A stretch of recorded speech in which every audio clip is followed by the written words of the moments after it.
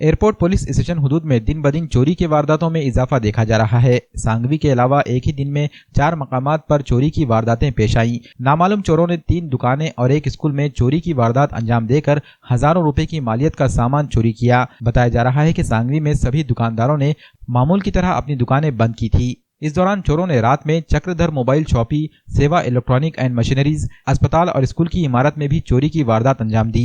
सुबह जब लोगों को इस चोरी के वाक़े का पता चला तो लोगों ने पुलिस को इत्तला दी। एयरपोर्ट पुलिस स्टेशन के पुलिस इंस्पेक्टर अनिरुद्ध काकड़े और असिस्टेंट पीआई विजय जाधव ने जाए वारदात का मुआयना किया और डॉग स्क्वाड की मदद से भी चोरों का पता लगाने की कोशिश की। ताहम अभी तक पुलिस को कोई कामयाबी नहीं मिली है। इस मामले में कितनी मालियत का सामान चोरी हुआ है, इसकी भी तफसीलात जारी नहीं की गई है।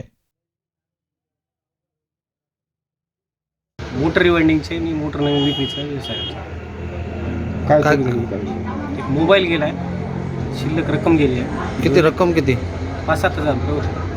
आजूबाजूला कुठं चोरी झाली? गीतांजली इलेक्ट्रिक सेंटरवर झालेली आहे. आजूबाजूच्या दुकानामध्ये एक डॉक्टरचा दवाखाना एक फोडलेला आहे आणि एक शाळेचं सेंटर फोडलेलं आहे. तुम्हाला केव्हा कळालंय?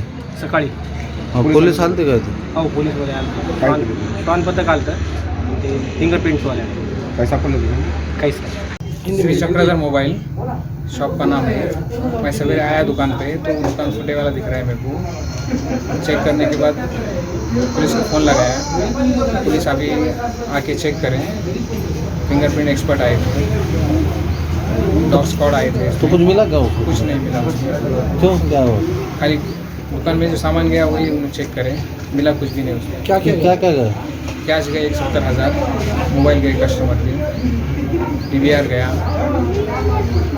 तो चोरी नहीं तो फिंगरप्रिंट्स वगैरह मिले? फिंगरप्रिंट नहीं मिले। क्या, क्यों? वो सैनिटाइजर मार के गए। अच्छा, आज आसपास का कौन सी दुकान है? आसपास इलेक्ट्रिकल दुकान है, दवाखाना है और स्कूल है। 4 जगह पे चोरी हुई।